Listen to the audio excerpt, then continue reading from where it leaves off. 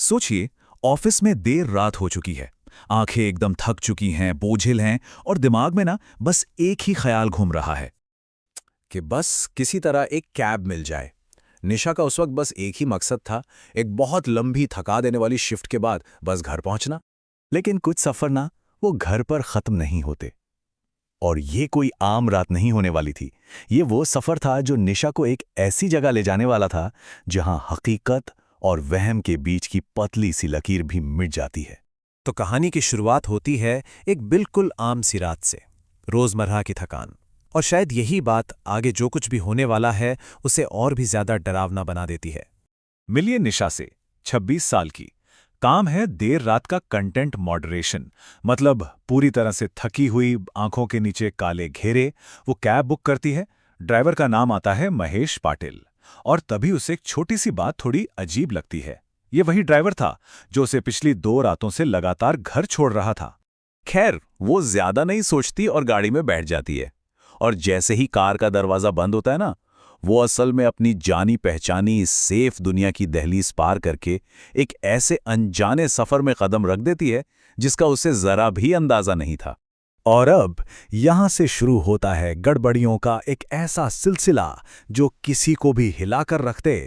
ये बस छोटी छोटी बातें हैं, छोटे छोटे ग्लिच जो एक बहुत बड़े खतरे की तरफ इशारा कर रहे थे।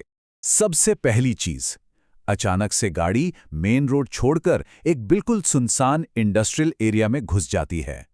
चारों तरफ टूटी फूटी दीवारें, बंद फैक्ट्रियां और वो झिलमिलाती हुई पीली स्ट्रीट लाइट्स माहौल को और भी ज्यादा अजीब और डरावना बना रही थीं।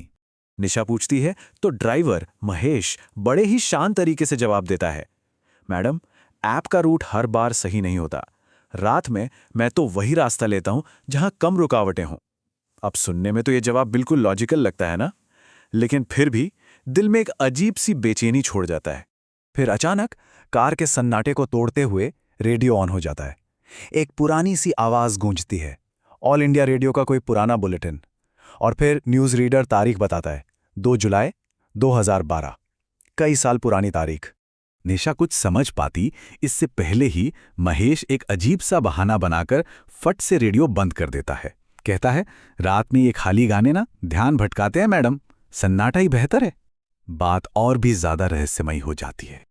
और अब जो होता है ना, वो डर को एक नए लेवल पर ले जाता है। निशा को सड़क के किनारे वही बिलबोर्ड फिर से नजर आता है जिसे वो कुछ देर पहले ही पार कर चुकी थी।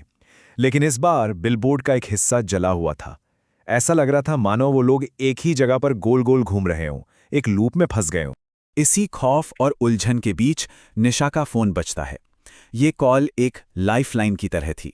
ये वो पल था जब उसकी इस अजीब, डरावनी हकीकत का सामना बाहर की असली दुनिया से होने वाला था।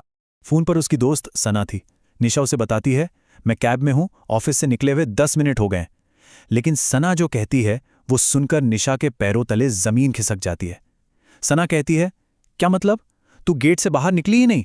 गार्ड कह रहा है तेरी कैब तो कब की कैंसिल हो गई थी। मतलब 2 अलग अलग हकीकतें, ये कैसे मुमकिन है? और इससे पहले कि निशा इस पहेली को सुलझाने की कोशिश भी कर पाती, उसका फोन डेड हो जाता है अचानक। बाहर की दुनिया से जो एक कनेक्शन था वो भी अब कट चुका था। अब वो इस डरावनी हकीकत में पूरी तरह अकेली थी। और अब कहानी उस मोड़ पर पहुंचती है जहां सारे पर्दे उठने वाले हैं, सारे राज खुलने वाले हैं। अब निशा को उस सच्चाई का सामना करना था जो शायद किसी के भी सोच से परे हो। महेश बोलना शुरू करता है। वो बताता है कि ठीक 1 साल पहले रात के लगभग 2:45 उसने एक सवारी उठाई थी और हाईवे पर मंदिर के पास एक भयानक एक्सीडेंट हुआ। उस हादसे के बाद सवारी तो मौके से भाग गई, उसे वहीं छोड़कर, और महेश पाटिल ने सड़क किनारे ही दम तोड़ दिया।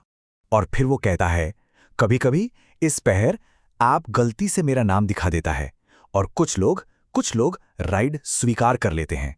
ये सुनते ही निशा के होश उड़ जाते हैं। वो एक ऐसे ड्राइवर के साथ बैठी है जो अब इस दुनिया में है ही नहीं, जो एक ही रात में, एक ही सफर में बार बार फंसा हुआ है। तभी निशा की नजर डैशबोर्ड पर लगी घड़ी पर पड़ती है। वक्त 3:33। लेकिन घड़ी की सेकंड वाली सुई वो एक ही जगह पर अटकी हुई थी।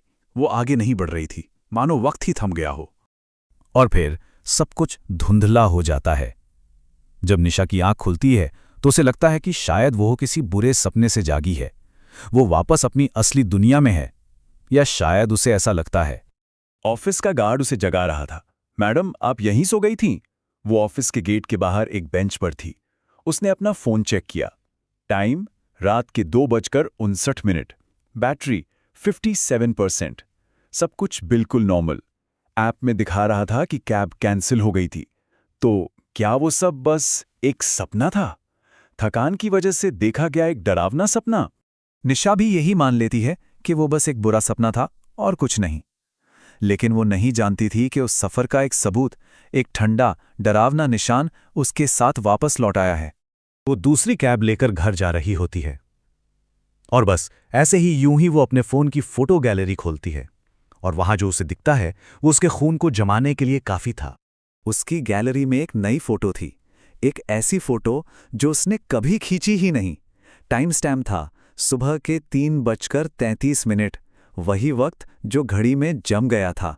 फोटो कार के अंदर की थी, सामने ड्राइवर की सीट बिल्कुल खाली थी, लेकिन कार के रियर व्यू मिरर में महेश का चेहरा साफ नजर आ रहा था, जो एक थकी हुई मुस्कान के साथ सीधा कैमरे की तरफ ही देख रहा था।